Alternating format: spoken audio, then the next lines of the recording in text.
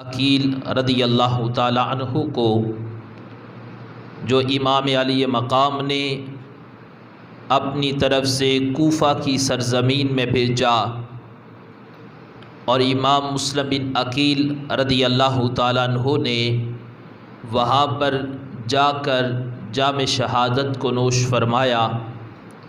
یہاں تک میں نے عرض کیا تھا، اور آج اس سے آگے کہ جب امام مسلم بن عقیل رضی اللہ تعالی عنہ آپ کی شہادت کے بعد آپ کے دو بیٹے، ایک کا نام محمد ہے اور دوسرے کا نام ابراہیم ہے، وہ بھی امام مسلم بن عقیل کے ساتھ کوفہ میں گئے۔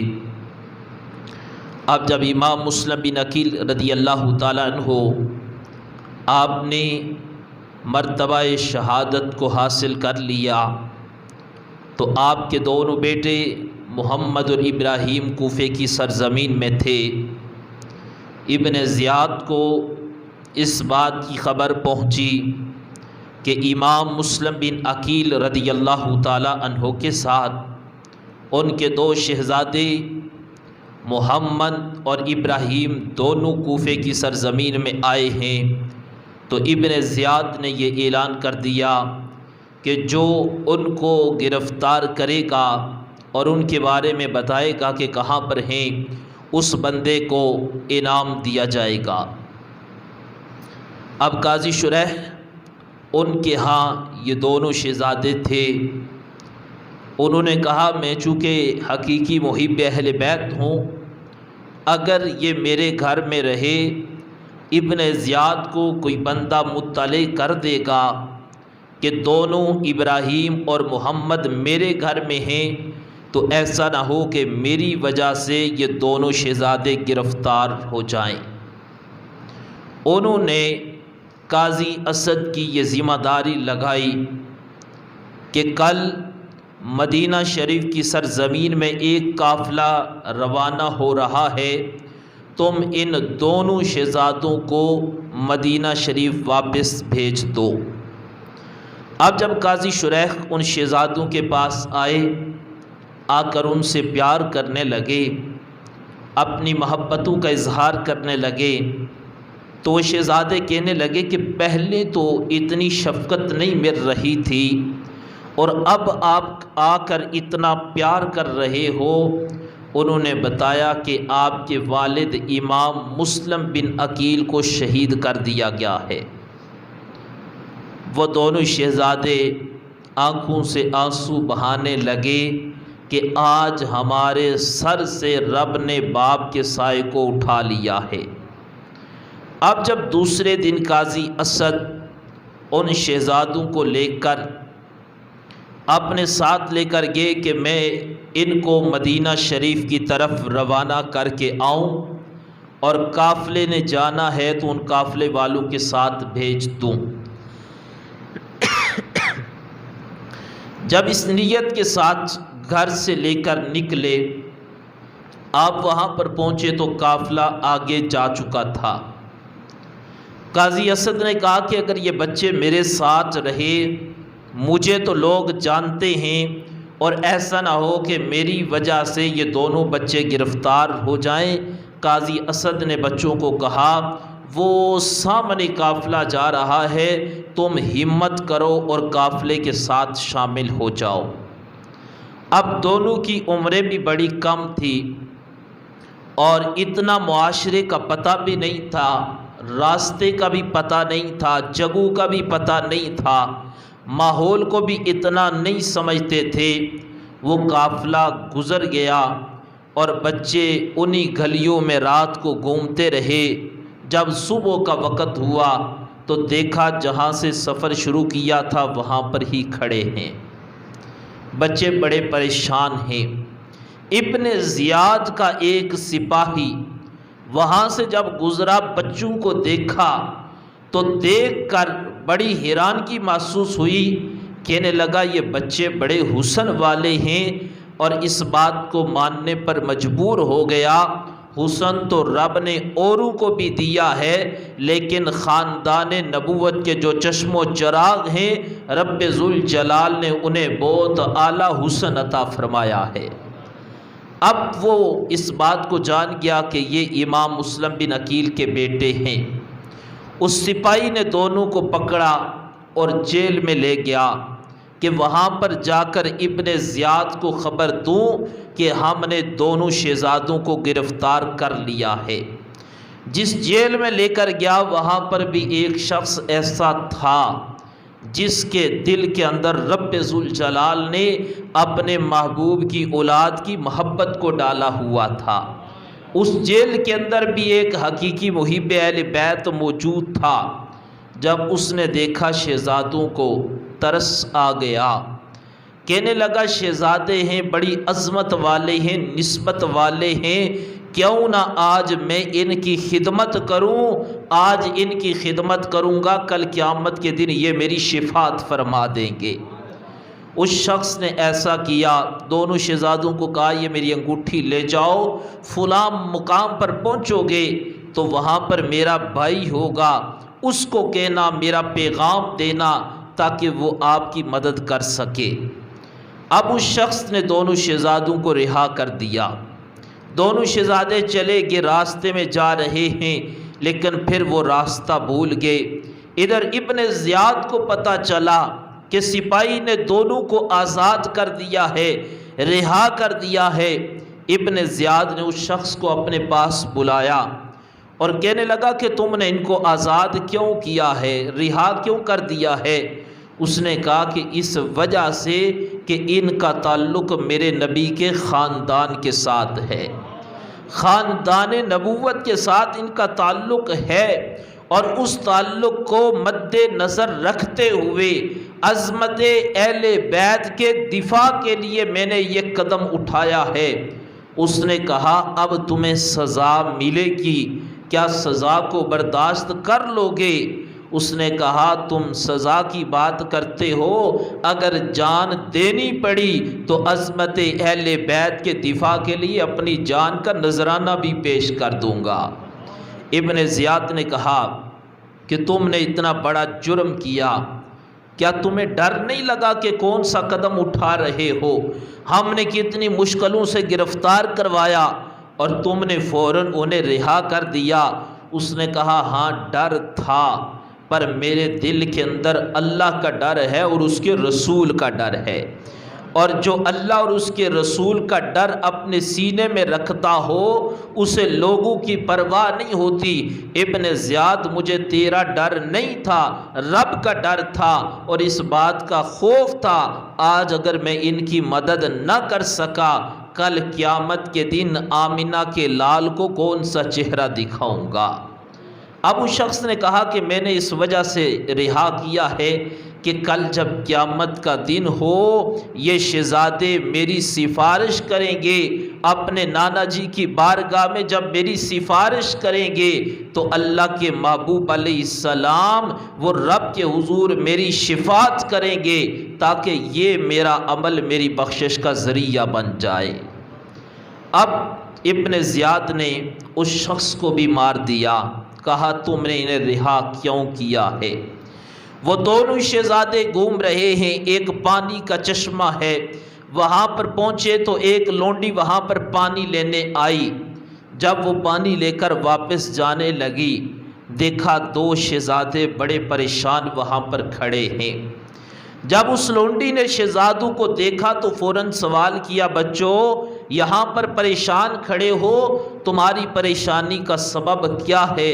ان بچوں نے کہا جب باپ کا سایہ سر سے اٹھ جاتا ہے تب بچے پریشان ہی رہا کرتے ہیں۔ اب اس نے وضاحت مانگی، بتاؤ تو صحیح آخر مسئلہ کیا ہے، کس وجہ سے یہاں پر پریشان ہو؟ وہ شہزادے پکار اٹھے، ہمارے والد امام مسلم بن عقیل رضی اللہ تعالیٰ عنہ کو شہید کر دیا گیا ہے اور ہم اس وجہ سے یہاں پر پریشان ہیں۔ اس لونڈی نے بچوں کو اپنے ساتھ لیا اور اپنے گھر میں گئی، جا کر اپنی مالکہ کو بتایا کہ میں مسلم بن عقیل کے شہزادوں کو اپنے ساتھ لے کر آئی ہوں۔ اب وہ جو مالکہ تھی اس کے دل کے اندر رب ذوالجلال نے اہل بیت اطہار کی محبت کو ڈالا ہوا تھا، وہ سچی محب اہل بیت تھی۔ اس نے کہا تم نے اتنی بڑی میرے ساتھ نیکی لگائی ہے تو تم ہماری لونڈی پر نیکی تم نے اتنی بڑی کر دی ہے، اتنا بڑا قدم اٹھایا ہے، مسلم بن عقیل کے شہزادوں کو میرے گھر میں لے کر آئی ہو، جاؤ اس کے بدلے آج میں تمہیں آزاد کر رہی ہوں۔ اب اس لونڈی کو اس مالکہ نے آزاد کر دیا کہ اب مجھے تمہاری ضرورت نہیں، اب رب نے میری قسمت کے ستارے کو جگا دیا ہے کہ امام مسلم بن عقیل کے شہزادوں نے میرے گھر کے اندر اپنے قدم مبارک رکھ دیے ہیں۔ اب رات کا وقت ہوتا ہے تو اس عورت کا شوہر جس کا نام حارث ہے، رات کے وقت جب گھر میں آیا، اس عورت نے بچوں کی خدمت کی، پانی پیش کیا، کھانا پیش کیا، جتنی خدمت کر سکتی تھی اس نے خدمت کی۔ رات کو جب حارث گھر میں آیا تو اس عورت نے پوچھا اتنے لیٹ آ رہے ہو؟ کہنے لگا ابن زیاد نے اعلان کر دیا ہے جو مسلم بن عقیل کے شہزادوں کو پکڑ کر لائے گا میں اس کو انعام دوں گا۔ میں پورا دن کوشش کرتا رہا ہوں، یہاں تک کہ ایک گھوڑا بھی میرا مر گیا ہے، اس وجہ سے کہ میں انہیں تلاش کرتا رہا ہوں، وہ بچے نہیں ملے۔ عورت اپنے شوہر کو سمجھانے لگی کہ یہ ظلم نہ کرو، وہ بڑی عظمت والے ہیں، وہ بڑی شانوں والے ہیں، اور تم دنیا کی لالچ کی خاطر اپنی آخرت کو برباد نہ کرو۔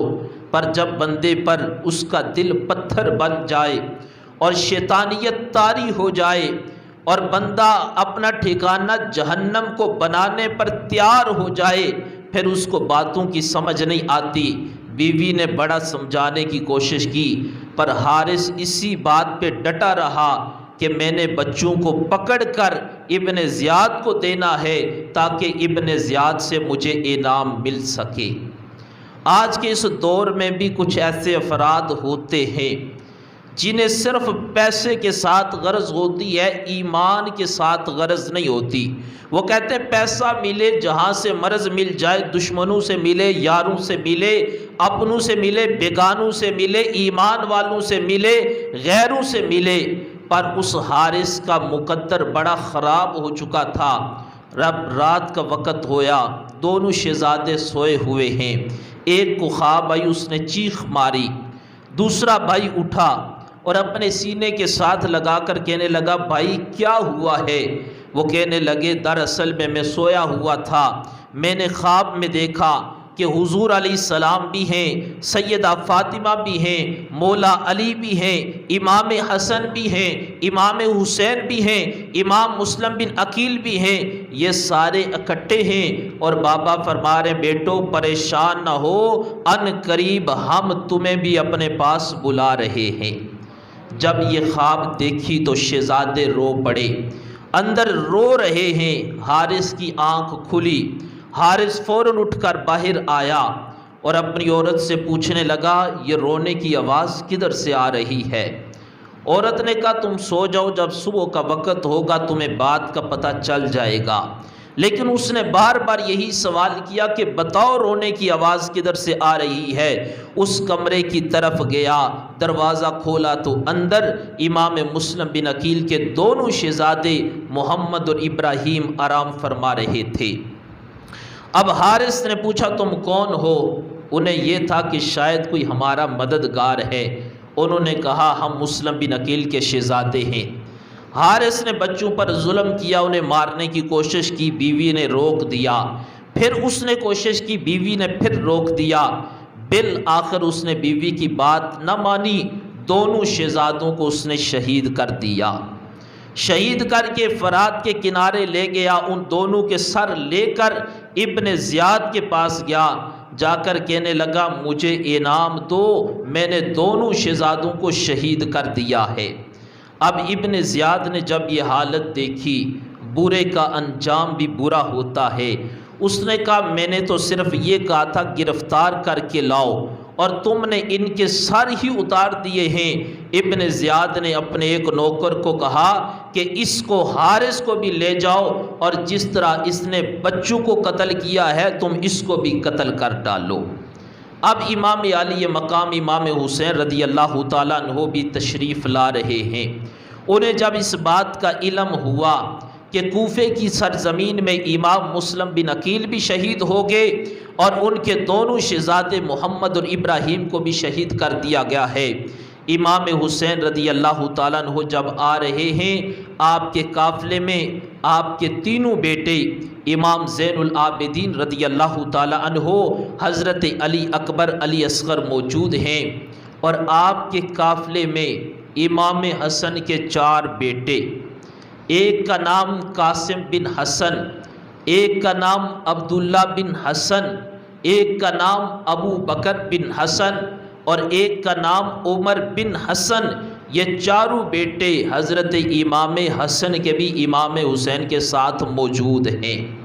حضرت مولا علی کے 5 اور بیٹے، ایک کا نام جعفر ہے، ایک کا نام عبداللہ ہے، ایک کا نام عثمان ہے، وہ بھی امام علی مقام کے ساتھ ہیں۔ اب آپ جب کربلا کی سرزمین میں پہنچتے ہیں، اور پہنچتے ہی آپ نے جب یہ مناظر دیکھے کہ اس وقت یزیدی پورے تلے ہوئے ہیں اس بات پر کہ انہوں نے اہل بیت اطہار پر ظلم کرنا ہے، امام علی مقام نے جب میدان میں نکلے تو آپ نے کہا آؤ میدان میں۔ دیگر شہداء نے اپنی شہادتوں کے نذرانے پیش کیے۔ حضرت سیدنا امام حسن رضی اللہ تعالیٰ عنہ کے بیٹے حضرت قاسم میدان میں آئے، اور آ کر امام حسین سے کہنے لگے اب مجھے اجازت دو تاکہ میں دشمن کے ساتھ مقابلہ کر کے بتاؤں آج حسین اکیلا نہیں، حسن کا بیٹا قاسم بھی حسین کے ساتھ موجود ہے۔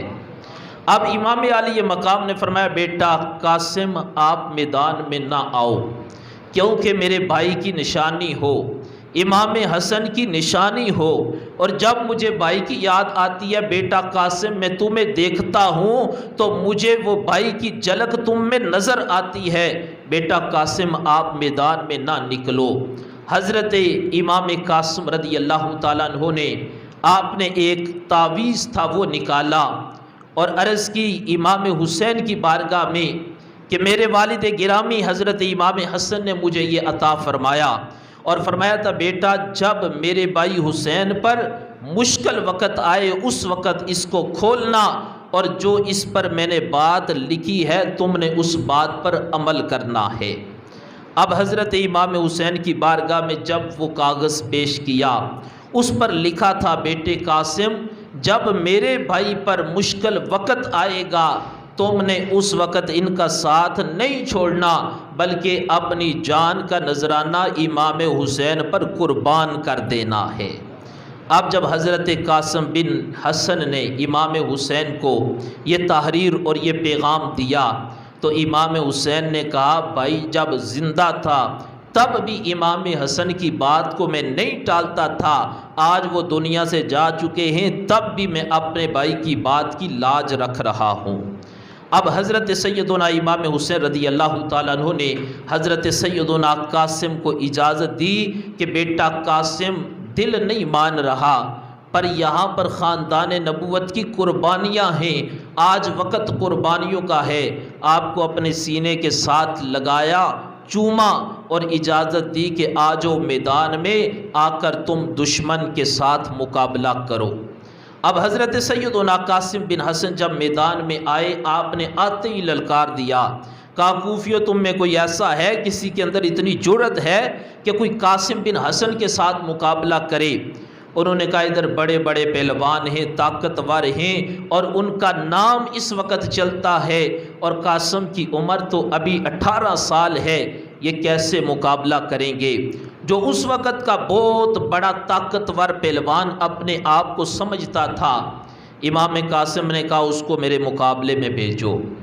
وہ کہنے لگا یہ بچہ ہے، میں جوان ہوں اور میں بڑا مشہور ہوں، میری توہین ہے اگر میں امام قاسم کے ساتھ مقابلہ کروں، کیونکہ بڑے بچوں کے ساتھ نہیں مقابلہ کرتے، پر اس کو اس بات کا پتہ نہیں تھا، عمر میں تو بچے نظر آ رہے ہیں، رب نے ان کو جذبہ جوانوں والا عطا فرمایا ہے، اور ان کی رگوں کے اندر جو خون ہے مولا علی کا خون موجود ہے۔ اب اس کو اس بات کا علم نہیں تھا، اس پہلوان نے انکار کر دیا، میں امام قاسم کے ساتھ مقابلہ نہیں کروں گا کیونکہ یہ میرے مد مقابل نہیں۔ اس نے کہا میرے 4 بیٹے، چاروں کو بھیجوں گا، قاسم اکیلے ہوں گے، اگر میرے بیٹوں کا مقابلہ کر لیا تو پھر میں مان جاؤں گا۔ اس کے 4 بیٹے آئے، امام قاسم نے ایسے وار کیے کہ ان 4 کو امام قاسم نے مار ڈالا۔ اب پہلوان بڑا پریشان، کہنے لگا میں نے تو بہت بڑا دعویٰ کیا تھا، یہ بچہ نظر آ رہا ہے لیکن یہ بچہ عام بچہ نہیں، یہ خاندان نبوت کا چشم و چراغ ہے۔ اب وہ پھر میدان میں آیا، حضرت سیدنا امام قاسم رضی اللہ تعالی عنہ نے جرت مندی کے ساتھ اپنے خاندان کی آبرو کو مد نظر رکھتے ہوئے اس کو بھی واصل جہنم کر دیا، اس کو بھی مار دیا۔ جب وہ مر گیا، کوفیوں نے کہا امام قاسم سب کو مار ڈالیں گے، ایک ہی طریقہ ہے، سارے اکٹھے ہو کر ان پر وار کرو۔ جب کوفیوں نے اکٹھے ہو کر وار کیا تو امام قاسم نے جام شہادت کو نوش فرما لیا۔ محتشم سامعین و ناظرین، اس سے آگے انشاءاللہ عرض کریں گے اگلے جمعۃ المبارک کو۔ میری دعا ہے اللہ تعالی ہم سب کو واقعہ کربلا کی جو اصل فکر ہے، صرف اس کا مقصد یہ نہیں کہ سال کے بعد ہم بیان کر لیں، اصل مقصد یہ ہے کہ کربلا والوں کا مشن کیا ہے، کربلا والوں کی فکر کیا ہے، کربلا والوں کا پیغام کیا ہے، اور امام حسین نے اتنی بڑی قربانی اپنی جان کی، اپنے مال کی، اپنے خاندان کی قربانی کا مقصد صرف ایک ہی مقصد تھا کہ صرف میرے نانا کا دین بچ جائے، اس دین کو بچانا مقصد تھا۔